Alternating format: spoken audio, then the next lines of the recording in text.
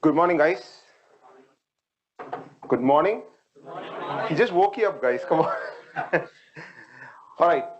We're going to talk about vRealize automation with vSphere with some use cases. How many of you actually use VRA in your? You do. And I'm sure your underlying, hosts are running ESX as well, right? So we will talk about some real life scenarios that you might come across with VRA's troubleshooting, with vSphere troubleshooting as well, with some log analysis, so you can do some day-to-day work by yourself, right? Giving yourself the power of troubleshooting, right? So I hand it over to Ravi. Before that, my name is Abhilash. I've been here with VMware for over 8 years now. I'm a senior staff engineer. I primarily work with vSAN, storage. All of my life have been with storage. And then SRM, Site Recovery Manager. And then I also head the infra and the sysops team, the vSphere core team as well. So my co-presenter is Ravi Kumar.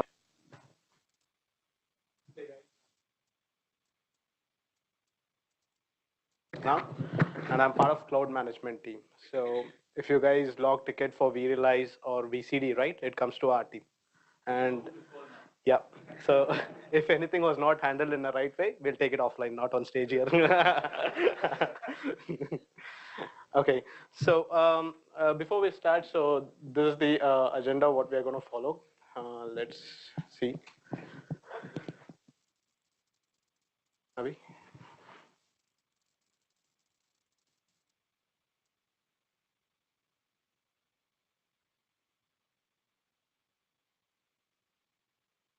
Okay. So the pointer 1 and 2 I'll be covering, and 3 and 4 Abhilash will be doing. Finally, we can have a Q&A as well. And before we get into the topics, may I know how many of them have VRA who use it daily, day in and out? Okay. So can anyone tell me the difference between VRA and VCD?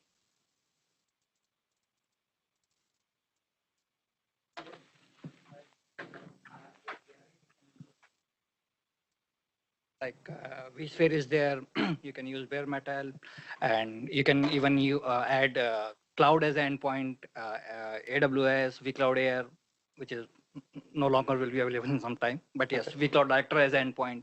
So, and the level of granularity which vRealize automation gives, it's not with VCD. VCD is very simple in terms when like it comes to catalog and user management and the roles. In VRA, we have so many roles, and every admin has to perform some specific tasks. So, like Right. architecture-wise, I can say this is. Yeah. So that's absolutely right. And bare metal, what you mentioned, right? That was supported until 6.x. From 7, we don't support bare metal from VRA. So the basic difference is VCD supports vCenter as an endpoint, and that is all. But VRA, it goes through private, public, and even multi-hypervisor. So that is the main difference. Now, what I'm going to cover is, I'm going to cover the architecture, but this is specific to the components, what is involved in VRA, not exactly into the working or the internal working of each services and components. Okay, so to get started, we need minimum of 1 appliance and 1 Windows machine. So we have orchestrator mentioned here. This is for extensibility, but if that is not required in all the cases. So what we do is we deploy VRA appliance just like any other appliance, and then once that's done, we need to configure your Windows machine, which has your infrastructure as a service. So each has their own specific roles. Now, in a high-level view, if you see the components and the secondary components, right? From the component registry and above, that is your VRA appliance. So what and all are covered under VRA appliance is your identity, event broker, VRO, portal, REST APIs.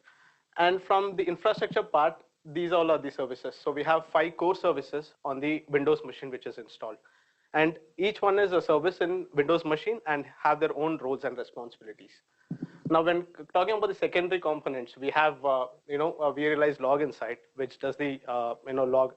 It collects log from various endpoints, and VROPS monitoring, and we have an external SQL to hold the IAS database as well. See, these all falls under the secondary category.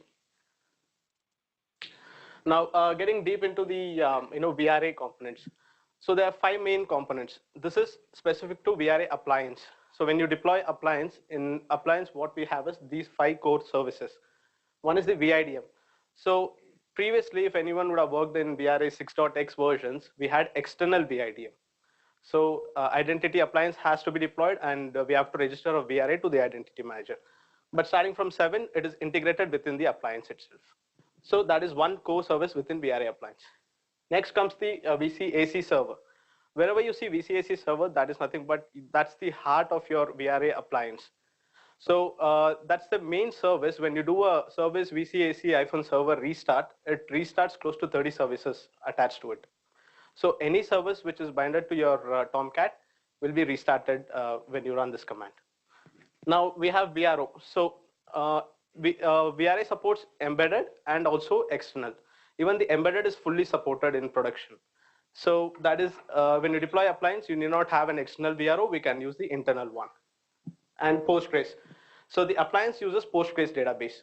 What and all it stores? First thing is it stores the VIDM information. So if you have multiple AD added, your connectors, all those information are stored in your Postgres database, and it has a separate schema for storing VIDM information. Similarly, we have VRA.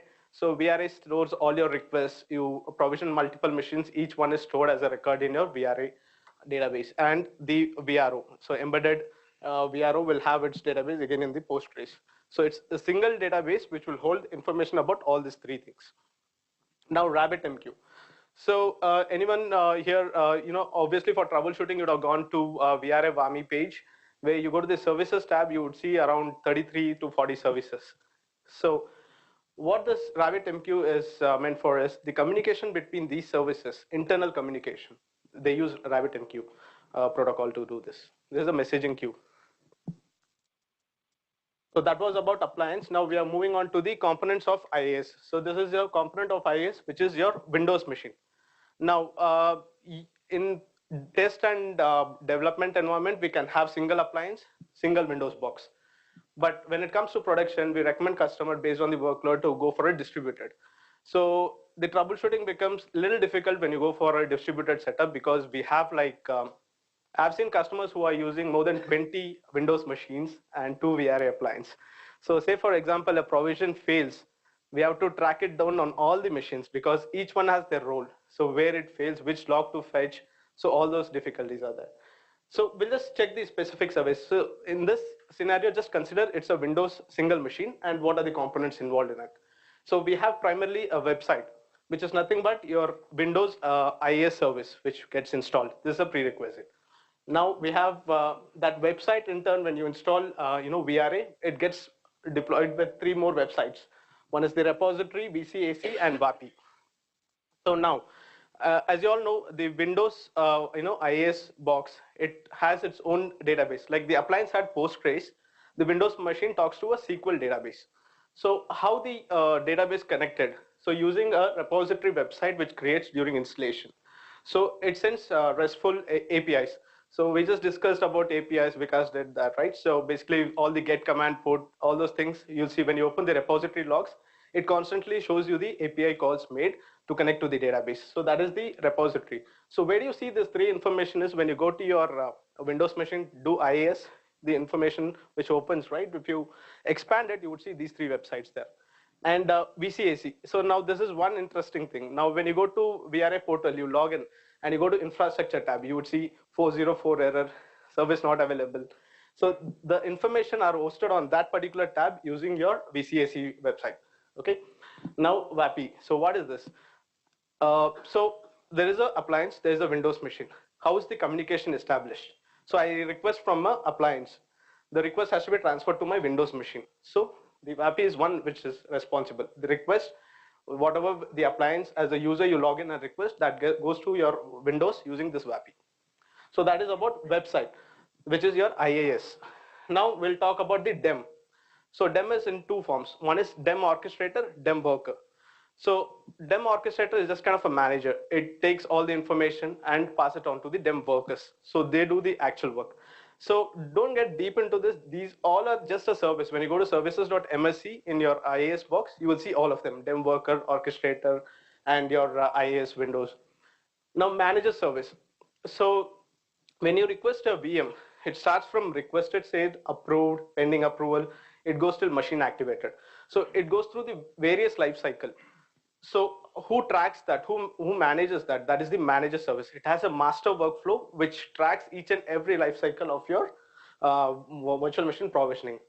Now agents. So proxy agent is what we call it. Now you have like 10 vCenters which you have to add to your vCenter to provision machines. So each proxy agent has to talk to an endpoint. So the manager or the website, no one will talk to your vCenter endpoint. It's the proxy agent who makes connection with your vCenter endpoint. So one machine can have multiple endpoints talking to different vCenters. So that is proxy agents. Now IaaS database is nothing but storing information about all your infrastructure, whatever you have. So are we clear with the components of VRA appliance and the Windows box? If you have any doubt, just let me know. Okay, now this slide specifically I wanted here because most of them get confused what is a proxy agent and what is DEM worker. So proxy agent is responsible. So when you, as a user, you log into a portal, which is your VRA portal, you request for a Windows machine and it gets created on your vCenter endpoint. So which is taken care by your proxy agent. Now, say for example, the DEM worker is shut down. You try to do a day 2 operation on that VM, like taking a snapshot, destroying that, it will not work. So DEM worker is involved in the day 2 operations of the VM. And the proxy agent for day 0, provisioning, all those things, it does. Okay, so I just wanted to put that. That is the difference. Now, the other main functionality of DEM worker is you have public clouds. So AWS, if you want to talk to AWS, provision machine on AWS, we use DEM. Proxy agent comes only for hypervisor-based endpoints, but DEM worker comes for the public clouds. Okay, now since we know the components and where they get installed, let's go to the troubleshooting part. First thing, for DNS, so we need to make sure, as I said, in the distributed environment, we have close to 17, 18 machines. Say one machine as well, if it has a problem with the name resolution, it can cause issues in provisioning because each one has its role to do. So most of us miss out on the basics. We get into the logs, database, but just do a forward and reverse lookup and you will get to know what is the mistake. If this is green, let's go to the next one, time sync. So each appliance and all the Windows machine should have less than 600 seconds of time difference. If it is more than that, you would see in infrastructure tab as well 401, all those errors, and login will also not be available. In 6.1, we had many customers who logged ticket that I'm not able to log into VRA portal. It shows me the username and password, but when you enter, you're not able to log in. The difference is the IaaS machine had a different time and the appliance had a different time. So the time sync is very important in VRA. Certificates. This is something which is like, it is difficult, but VRA simplified the way certificate works in 7.x. In 6.x, it was really difficult. So we have to make sure there's no expired certificate and we don't have any, different SAN name than what it has to be.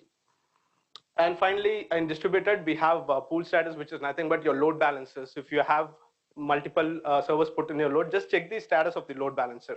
If both the websites will be always active, your manager will be active, passive. So you just need to check if every settings on the web and you're able to reach the virtual IP, all these things you have to check it in the load balancer.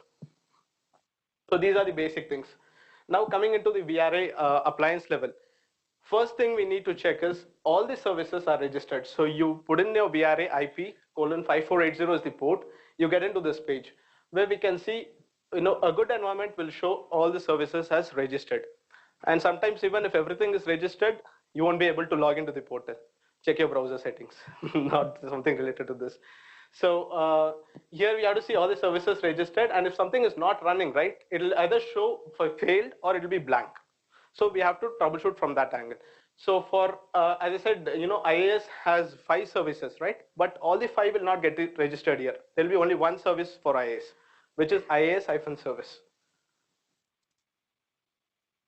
Okay, now the troubleshooting approach, what we need to do is, this tab, especially the cluster tab in VRA VMI, it'll give you all the machines connected to the appliance, which is involved in your VRA. So just check we have one machine which has time which is more than 600 seconds. So there is an issue. And there's one more machine which last connected was 6 days back. Maybe there was a Windows patch which applied and it didn't work. We need to go try a restart, it might work. And time sync it to your proper NTP, it will work. So like that. Now, there is a way to create a support bundle. So whenever we request customer for upload the cluster logs, what they do is they generate the log bundle from the appliance or they fetch it from the Windows machine and give it. But that's an incomplete log bundle. So if you go and do it here, we get the log bundle of all the machines which is involved in VRA. Okay, and in cluster environment, we will have something called leading cluster to check the status if it is cluster is in cluster mode or not. We use this page. Okay, so troubleshooting approach. We have like 6 main things what we need to check, and this is the order in which we have to troubleshoot. Anyways, if there is an issue, we get a call. But before the call, you can probably just check if all the services are up. Maybe you can resolve it yourself and production can be up immediately as well. So VIDM, first thing is it is part of your appliance. Whenever you're not able to log in, just go to the appliance, then check if the VIDM, there is a service called STS-server. So that is involved for your VIDM. Check that server is up, registered in your VMI. That's how we need to check. Now, second one is VCAC-server. This servers will not be registered or showed in the VMI page, but this involves all the other 30 services. Whatever is tied up to your Tomcat web apps, every service is mapped to this VCAC-server. So first two, what we are dealing is at the appliance level. Now the third one is IIS web. So you are able to log into your VRA portal, but the infrastructure tab is showing some error. So go and check your IIS web machine, because that is where you get the infra tab hosted. So if it is properly up and running, or if there is any issue with the service, just need to check that. IIS manager. So you will be able to provision VM, but the request will not go to your IIS machine. So what will happen is your manager service is not in a place to take a request. So you need to check the health status of IIS manager. I'll let you know in a single line, a single URL, how to check the URL, how to check the status of these services. And finally, the orchestrator, we need to troubleshoot. The 5th and 6th, very rare case they fail. Those are simple agents which are involved in provisioning, and they don't fail so easily. Okay, now we have something called component registry. So instead of going into the VMI page, which is your 5480, checking the status of all the service, there is one single URL where it will explain you what is the service status. If there is a failure, it will give you a failure message as well. So for example, you just put your VRA FQDN at the top and go to this URL, and you would see each and every status. So the highlighted one is IIS-service. Now, if it is available, it will say, it is, sorry, if it is not available, the not available clause will be false. So this is a healthy environment. So I'll show you an example for non-working environment. No. So when you run this, right? Okay, so in browser, you'll have 5480 opened with root and password. So when you open a new tab and put this URL, it will automatically authenticate. Yeah. Yes. So this will show all the services. And for example, if there is an error, right, the next slide. So here you see IIS service not available, it's true, which means it is having some issues. And below that, we'll get an error, the remote connection closed. So we'll have an idea if it is a load balancer or if it is a firewall which is blocking. So here STS-service, which is your IDM service. When you're logging in is not happening, the not available status is true. So the error is 503, which means my service itself is not started. We need to check what is the status of that service. So this is an example here. Okay, now checking the health status of each service. Now this is for VRA appliance. If you just put that URL, anyways, the slide, the session is getting recorded, you will have this URLs. So you will see, the status shows registered. Whenever you try to access that API, you need to get an XML output. So when you get an XML output, you will see all this, information. And for web, this is the URL what you need to use. So for each service, similarly for manager and for orchestrator. Yep. Bad gateway. Yes. 502 is your web. Yeah. So basically it is a load balancer issue, but most of the customer don't agree and we have to fix that actually.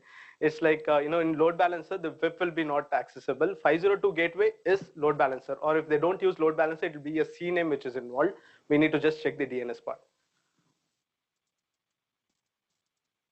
Okay, now I'm just using a certificate as a use case for troubleshooting approach, and we will just, this is the last topic for VRA. So basically, each component here has its own certificate.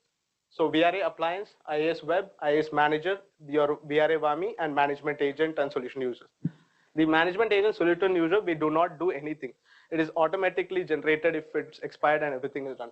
But the first 4 certificate is what we involve. So when you deploy a VRA appliance, so what certificate does it get installed with? It's a self-signed certificate. But due to compliance, we have to change it to a CA signed certificate. And how easy it is to change it.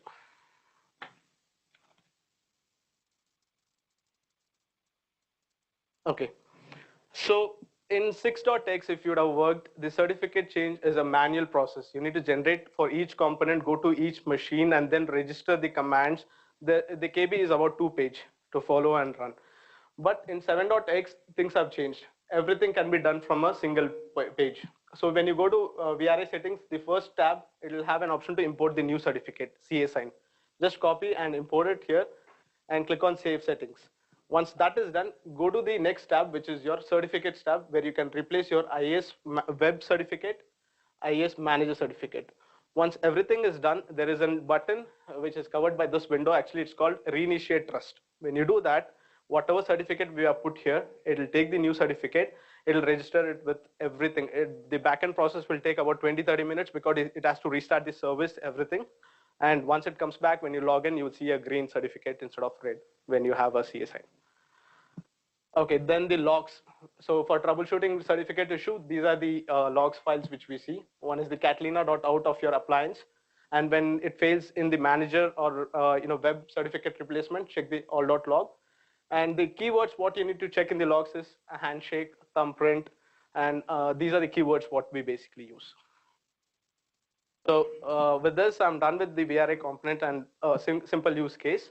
And if you have any Q&A after Abhilash session, we can take it up. Okay. Yeah. Huh. Okay, good. Sure. So you want to know it is supported or not supported, or what is it? It is supported.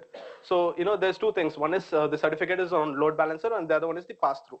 So both are supported. So if it is SSL on load balancer, just upload the certificate there, and it gets authenticated. If not, don't upload the certificate. Put it on your component. Make the SSL setting as pass-through.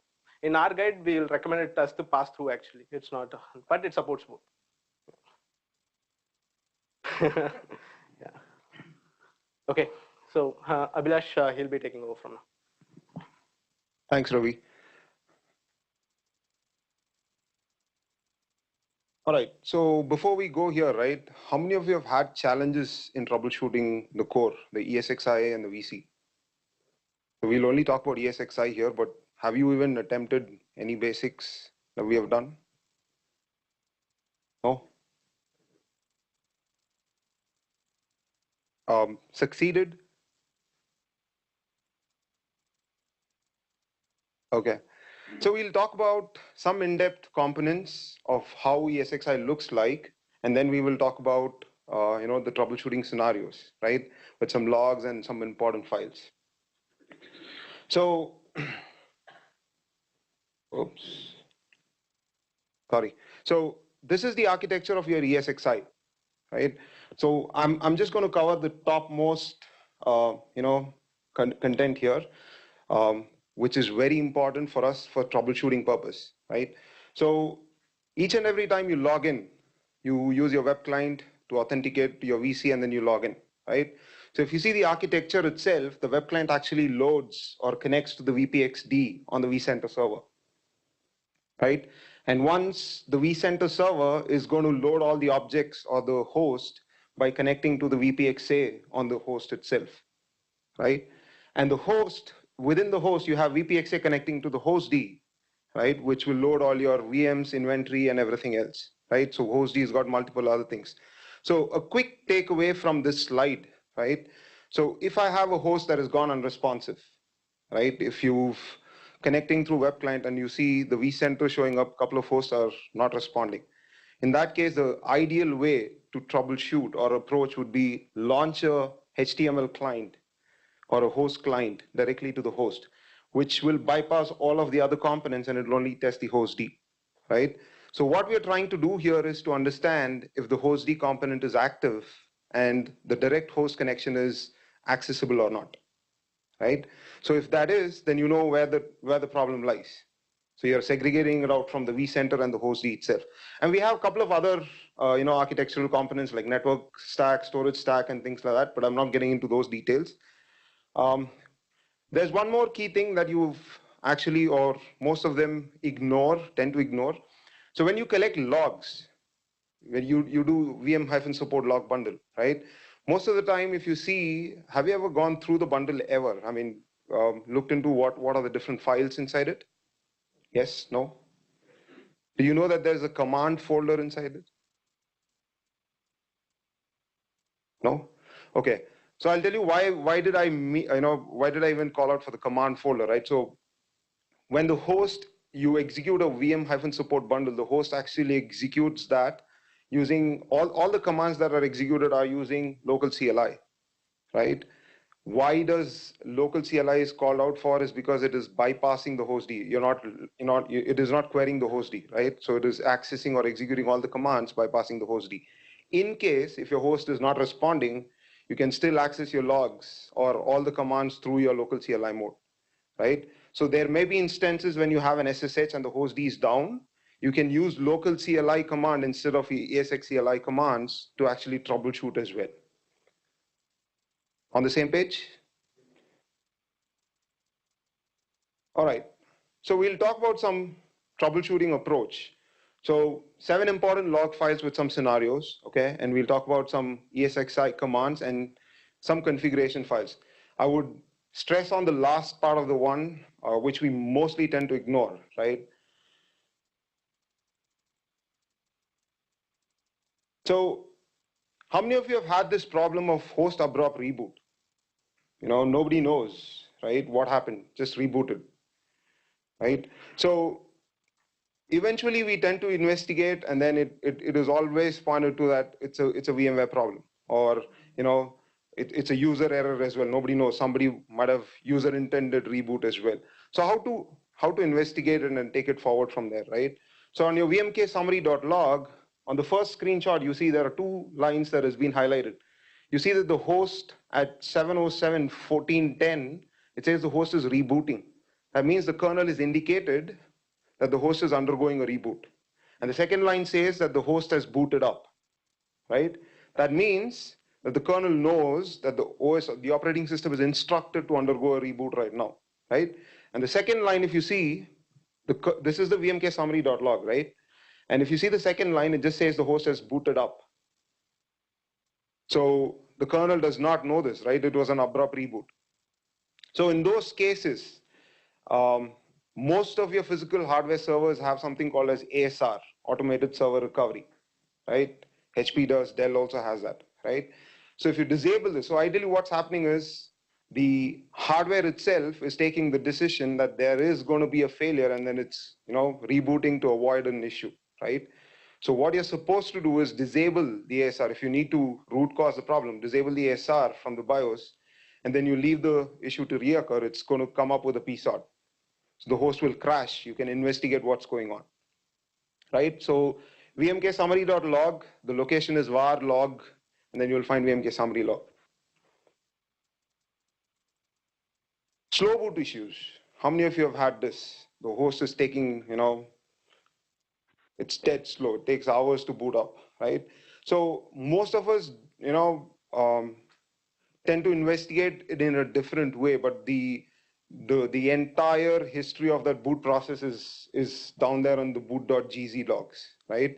So the location is again var log location. So predominantly, how do we troubleshoot slow boot issues? To look at the starting point of the kernel boot up. So you'll say vmkernel successfully loaded. From there on, you will see timestamps where each and every time what the kernel or the jumpstart is doing at the back end and what module is getting loaded.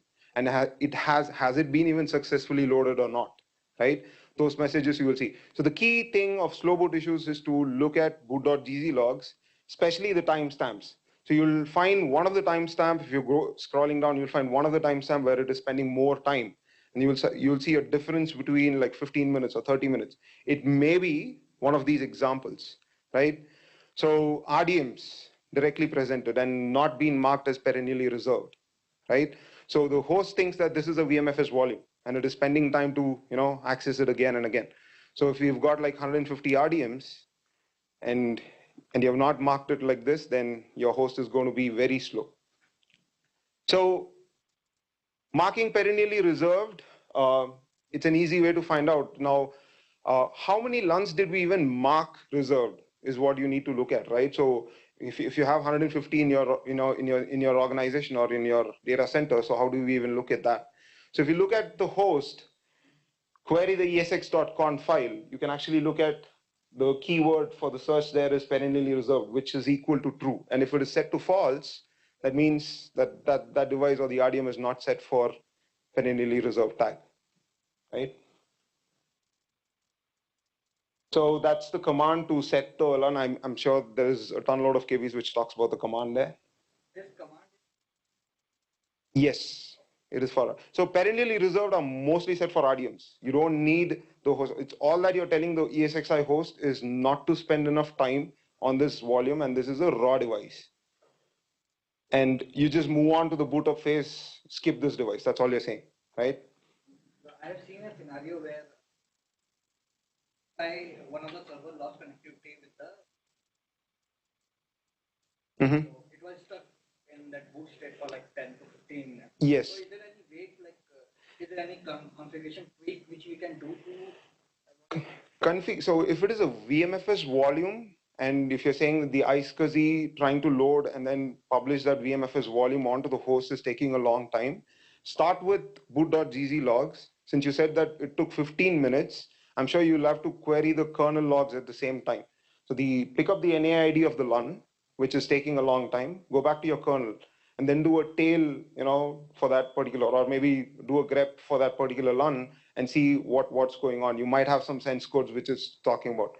And with iSCSI in specific, you can also rely on WAPD logs in the same location. So if there is any initiator failure or target not responding, target gone offline during that query time, all those things you'll get there itself. So let's move on. So as I said, the first topic which we spoke about was host not responding, and assume that this is a host D unresponsive, right? We've seen many issues out there because of storage, the host D is into loop and then, not responding. So a couple of ways how to troubleshoot this is to look at your host probe.log, right? So you have a host D probe.log. So the keyword search for you to look at is host detected to be unresponsive. So that means that the host D component of the host is unresponsive right now, right? And if the host D has to start, so the other way to look at it is, let's assume you have an SSH session to the host connected directly, right? You can execute vim-cmd/vmsvc and get all VMs. So this is the last thing that the host D will do before the host D is started up successfully, right? It's going to publish all the VMs inventory from vminventory.xml and then bring it up. If that command fails, let's say it says fail to load 503 error, that means it's a host D issue which you're looking at, right? So as I said, direct connect to the host also connects to the host D as such as we saw it in the architecture. And if you're looking at root cause of what exactly went wrong, right? Especially with all these processes involved, host D, VPXA, and all those things, right? So the ideal way of approach is root cause, do not reboot the host, right? Contact support and they will help you to gather the dumps for that particular process so that you can capture the dumps and then we can investigate what's wrong with that process. Is it even waiting for storage or is it something else? It may be some external SIM agent, whatever, right? Yes.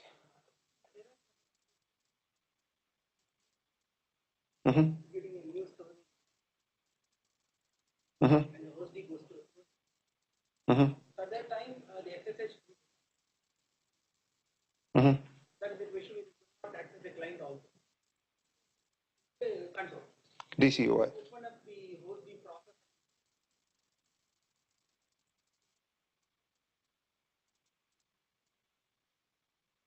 So you have an Alt F12 on the logs, right?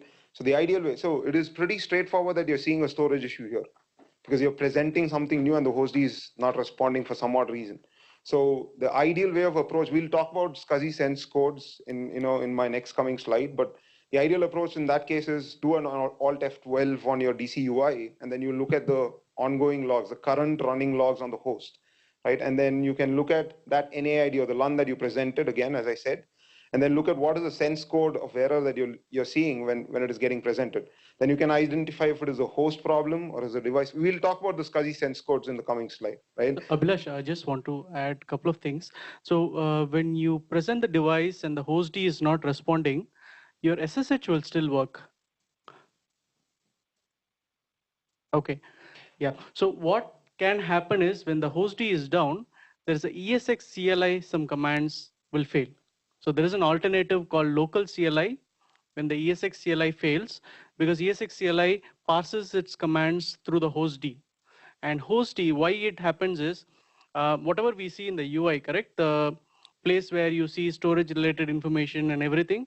So the host D is responsible to display all of that information that it's abstracting from lower layers in the UI. So when there is issues interacting with abstracting that information from the storage, we ask information from storage. So that's a long story. We'll go probably look at it later. When it's not able to retrieve that information, the host D gets into kind of like a dizzy state, and that's why you're not able to connect. So mostly all your log analysis and everything through SSH is still possible. Mm-hmm.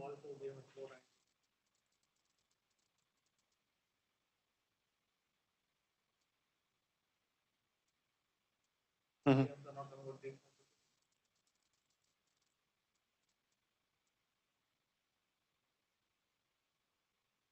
So yeah, so in a host D unresponsive situation, right, that the host is out of the sync with vCenter and everything else, right? The only way about it is to force reboot to get this on. We've had instances where it again, as Cedric said, depends upon how bad is the host D situation at there, right? So in some cases, we have seen issues where SSH is working, and then we can try something out with some commands and then reset your or restart the hostd process, right? Killing it and then restarting the hostd process, and things can come up.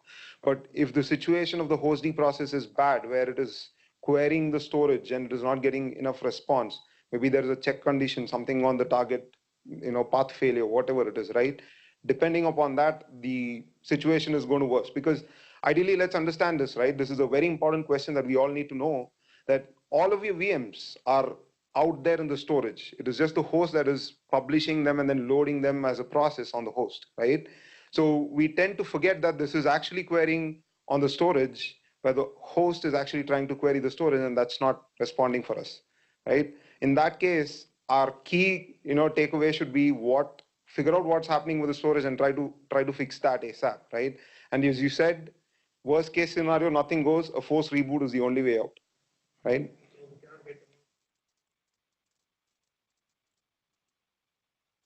You can, in some cases, the host D does core dump by itself, right?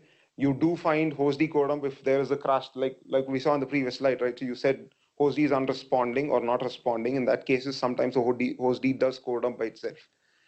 But what you can do is you can also do an NMI trigger. So let's say if the host D is fully hung and the host SSH, the DCUI, nothing is accessible, all your hardware will have NMI triggering points where you can forcefully crash the host to that state of the hung machine, right? And then that will generate a PSOT dump. So it will have a purple screen dump with us. And that will help us investigate what's going wrong as well. So this is the command that we spoke about, and the keyword search for when you restart the host D services, right? You can search for begin services. That signifies that the host D services has come up fine without any problems, right? So we'll talk about vmware.log. VM power on issues. We've seen a lot of power on issues, and we've also seen power on because of content ID mismatch, right? So vmware.log itself can tell you why this scenario is specific to if there is a content ID, PID, CID is mismatched. So if you see the highlighted piece, right, it says it cannot, the disk is attached possible, and it says content ID is mismatched. It says parent ID was supposed to be A56AB, and it is something else right now, right? That means that the connect between your parent and the child, the PID, CID is mismatched, and that's the reason why you're seeing a power on failure for the VM. So the key is when the failure of the VM happens, go to the vmware.log, go backwards from bottom to up, and then you'll see what the failure message is all about. The situation can be that some CVT corruption when the snapshot was taking an API call after your backup, right? And some leftover stuff, maybe a storage issue at the back end, right? Even that can cause all these problems. So this is the SCSI sense codes that we were talking about, right? vmkernel logs. So we have, I'm going to be fast because we've already run short of time. So we have host, H stands for host. We have device, P is for plugin, and we have additional sense data as well. So anything that you see as a number on the host shows that the host or the HBA is not executing commands, or the failure is on the HBA layer itself, right? Maybe the driver or the firmware, or any commands, or it may be the queue depth as well, right, sometimes. So device means the target or your array's response, and the host has successfully executed. In this case, the host has executed the command and the array is responding back with a check condition message.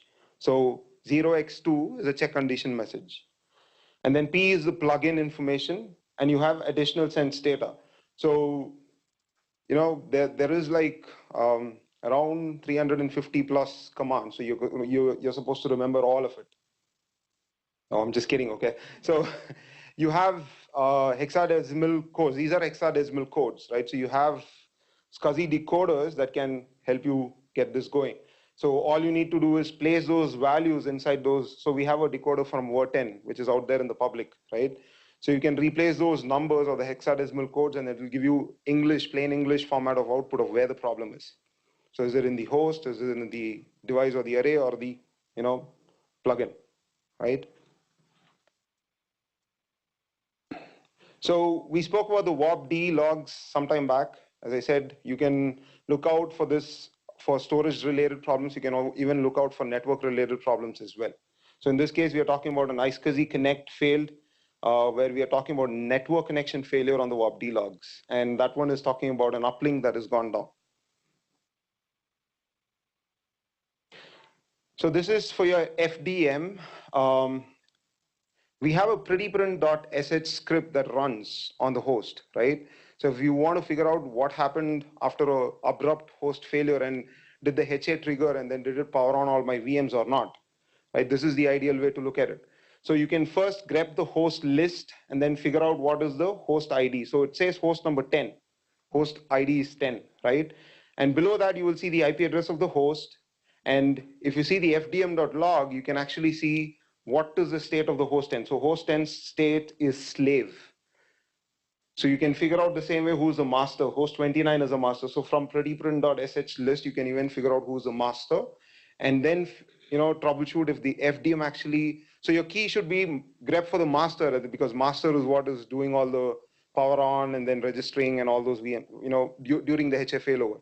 So you can grep with the host master ID and then figure out what went wrong with the HA failover instances. So we'll talk about a few commands. I'm sure most of you know this, so I'm going to skip through because we've already run short of time. ESXi commands, as I said, we can also bypass local CLI, to avoid host D's interruption, right? So this is ESXi network IP neighbor list. You can actually list all your neighbors from, and then it also discovers, you have a discovery cache available. So The next command is ESXi VM process list. So what does this do?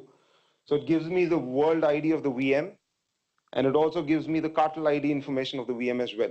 So we'll talk about why this is important, why cartel ID is important, right? So I would restrict all of you to only use get command with vishish, vsish. So this is a vmkernel Sysinfo Shell command, right? So you can actually grep the hardware details. You can also understand the physical network statistics and the HBA statistics. You can look out for drops, HBA adapter bots, all those things.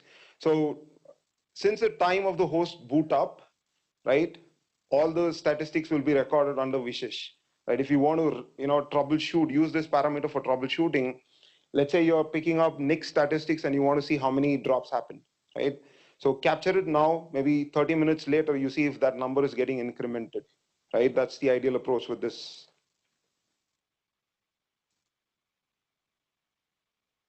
So we are talking about a cartel ID information. So I'm grepping for the VM's, cartel ID, which is 39976. And from vishish, so this command is vishish, okay? So I've executed vishish, and then I'm getting the group ID by executing the cartel ID information of the VM. So group ID is 50453. And this lengthy command that you're seeing up there, it is a vishish command, right? So the scenario is like this. So you have allocated CPUs for a VM, right? And your VM is always at 100% with utilization. So you don't know if your allocated vCPUs are enough for the VM or is it overshot for some reason, right? So from the group ID, I will check the CPU stats, DIR, and the CPU statistics. The last highlighted window here is demand and entitlement ratio, right? So this number if at 100 means that the VM is using, let's say if you have allocated 2 vCPUs, the VM is at equilibrium, which means it is utilizing the 2 vCPUs allocated to the VM. And if it is, let's say, overshot about 150 or 120, that means you need more vCPUs to be allocated for the VM itself. Avian? Yes, it is for the, so if you look at it, I've actually grepped. So this is a grep for a specific VM from the cartel ID of the VM itself. In case for provisioned CPU. Yeah, so in that case, you will see the numbers being low if it is over provision. So not minus, but it will be low. So it will be like 2550s. And then you will have to correlate this number with the percentage ready value on the ESX stop, right? So that will connect with these two troubleshooting then. So vim-cmd, this is a a command that goes through your host D, right? So this does not work if host D is down. So it has got many of the commands left. You have VMSVC, you have host SVC, solo, and proxy and internal SVC, each doing its own task. I'm sure this is out there in the public, so you can refer that.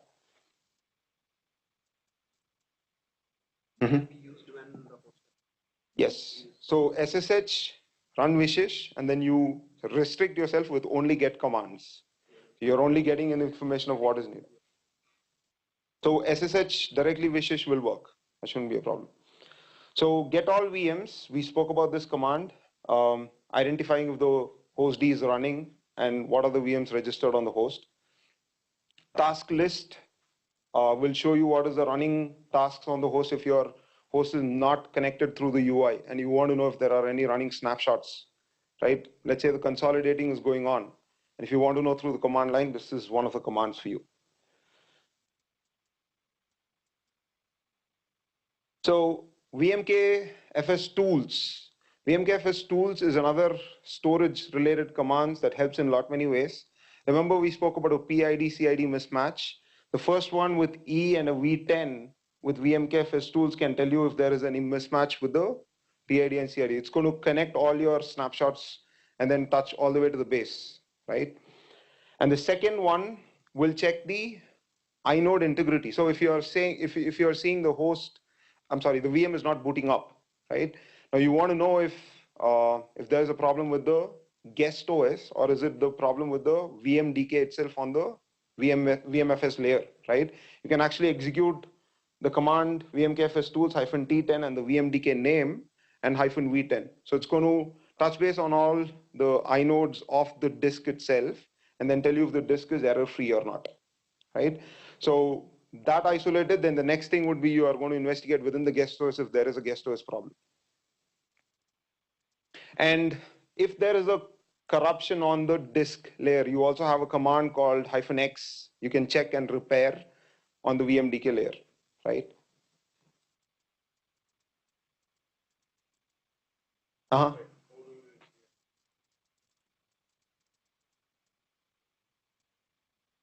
So the lock is a different thing. So you're going to check what are the process holding that log across the cluster. So let's say if your VM is not powering on due to a lock, right? In that case, you're going to check with vmkfs tools -D with with the VMDK's name and then figure out what are the what are the processes holding for that VM in that host, or it may be in any other host in that cluster as well. You can also use ls-off, list of open files, right? And then grep for the process of the VM, the cartel ID of the VM, right? And see if there is any stale lock information, and you can straight away kill it to publish it, republish the VM's world again. All right, yes. I didn't get you. So you're saying, can you do this through the UI? No. No, so these commands are very restricted from the command line. So you cannot do an unlock of a process through the UI. We don't have that yet, no. So this is an example of repair, and the one above is the example of vmkfs tools -check. So this is the disk inode repair that it does, right? So if there is a corruption on the inode on the VMDK. That will prompt you if there is a check. So you can execute a -x check, and then so in this case, it'll say, in this case, the disk is error free.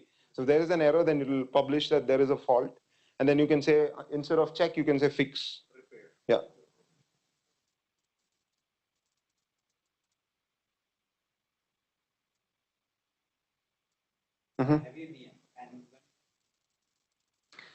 These commands can only be executed when the VM is off. vmkfs tools -check against the disk is during a power off situation. So you're troubleshooting an issue where the VM is not up, right? So it is offline. Yeah.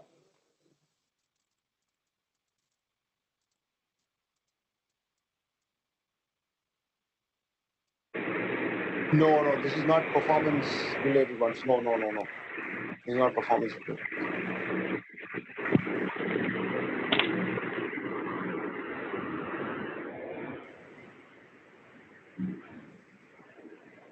Anyone has a question online? No. Okay, we'll continue. So we have memstats, right? Memory statistics. It's going to publish. So I predominantly use this for instead of ESXtop, right? So if I have to dedicatedly pull up some statistics of, let's say, if the VM is swapping, right? And if there is a ballooning that is happening, so I can use this command memstats -r and then the VM statistics. I give the parameter that I need here. So I've given balloon TGZ and then ballooned, then swapped, and then the mem size, and then the active content. So if there is any parameter that you see that, let's say if the ballooning is happening, right, then you know that your environment is under contention there. So it helps you. This command is similar to what we have with the ESXtop, but this helps you in controlling the parameters that you need on the screen, right?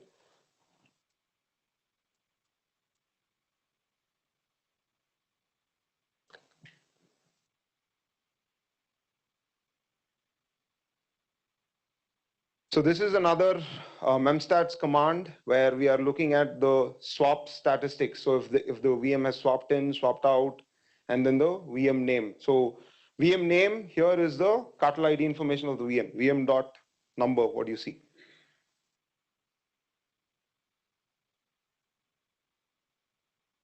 So most of us know pkdcap, right? That is there. But very few of us know that there is a hyphen trace command on the same pkd capture. So you can execute pkdcap-uw with hyphen trace.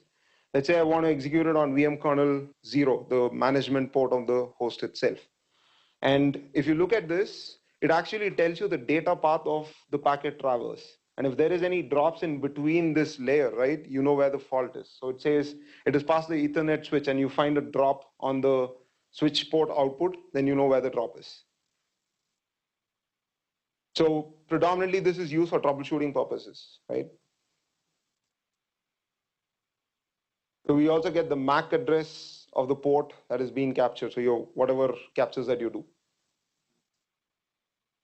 So most of us know ESX stop. Since we are running short of time, I'm just going to skim through.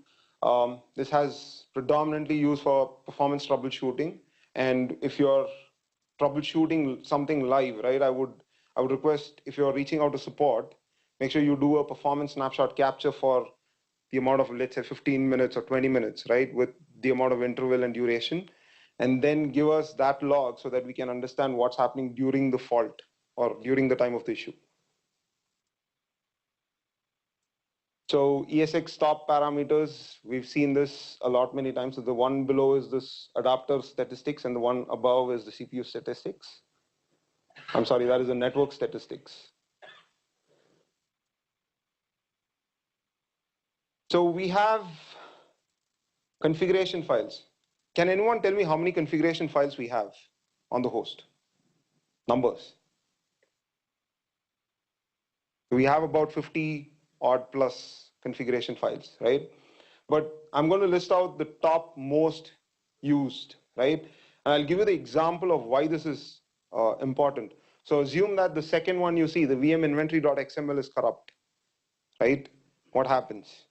Your host was connected to the vCenter, but all your VMs will show inaccessible, right? And your host D is also going to, fall off if that is the case. So one question before we end the session, right? So how many of you do regular maintenance on your host? We all do. BIOS upgrade, patching, and all that. How many of you have actually collected the config file backup before you upgrade the host? Right? So it is very important to capture the config file. So we have a command called vim-cmd host svc and firmware, where it can capture the backup of all your config on the host. It includes all these 7 files and all the 50 files that I spoke about, right? So it is important in case if the host never comes up after the patching, right? You can do a shift R and then roll back to the previous state. What if that doesn't work, right? You can rebuild the host and then use the same config backup file to restore all your network and storage configurations. And it is very important as well. It's just like the way how you do backup. Yes.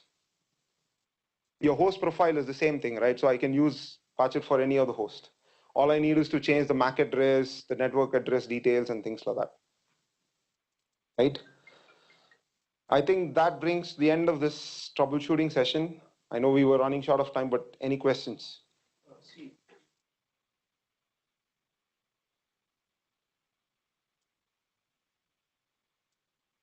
Is there a way that we can,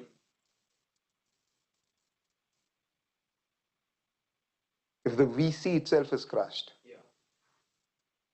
Because this kind of maybe parse CLI, some script against parse CLI executed on all the hosts. Yeah.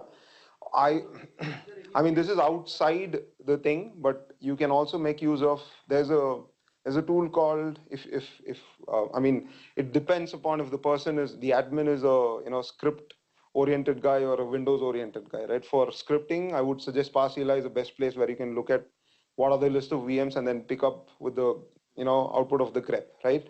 Or there's a tool called RV tools, right? You can connect to the host directly. It will tell you what are the listed VMs in that host, and then. But again, that won't. All the ESXi you can't. No.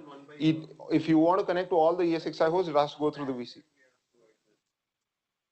RV tools will not help with all the hosts. It is individual hosts always. So The only way around, if you're saying to query all the hosts at the same time, would be like writing a script which can query all the hosts. It's that, you know, this vCenter is. The vCenter is.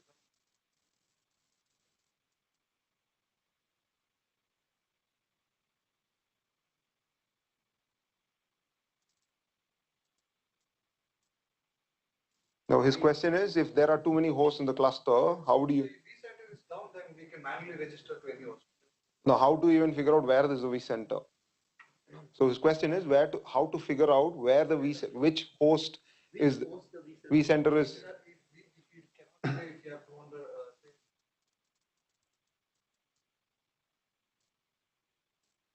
You don't have to search for the vCenter. How's the data store registering it? Entry where it was once.